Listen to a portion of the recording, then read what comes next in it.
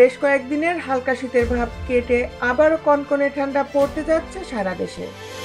আগামী 3 দিন তাপমাত্রা কমার পাশাপাশি ঘন কুয়াশা পড়তে পারে বলে পূর্বাভাস দিয়েছে আবহাওয়া অধিদপ্তর। বিস্তারিত নিয়ে আপনাদের সাথে আছি আমি শামিমা সুলতানা।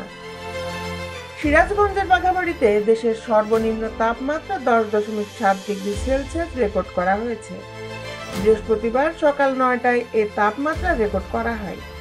আগামী 3 দিন শীতের তীব্রতা বাড়তে পারে। সকালে আবহাওয়া অধিদপ্তরের আবহাওয়াবিদ এ.কে.এম. নাজমুল হকের সই করা এক পূর্বাভাসে এই তথ্য জানা গেছে। এতে বলা হয়েছে, উপমহাদেশীয় উচ্চচাপ বলয়ের বর্ধিত অংশ পশ্চিমবঙ্গ ও তৎসংলগ্ন বাংলাদেশের পশ্চিমাংশ পর্যন্ত বিস্তৃত রয়েছে। মৌসুমের স্বাভাবিক লঘুচাপ দক্ষিণ বঙ্গোপসাগরে অবস্থান করছে।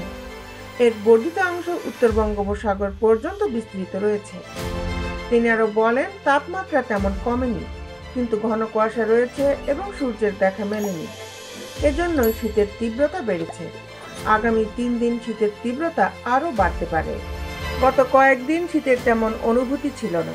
আজ সকাল থেকে শীতের তীব্রতা বাড়তে থাকে।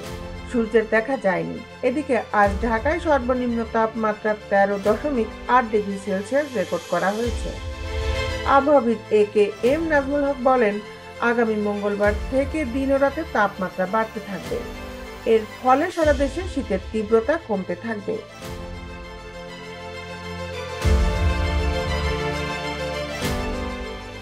দেশ বিদেশের আপডেট নিউজ পেতে আমাদের সাথেই থাকুন। Justice television, Dhaka.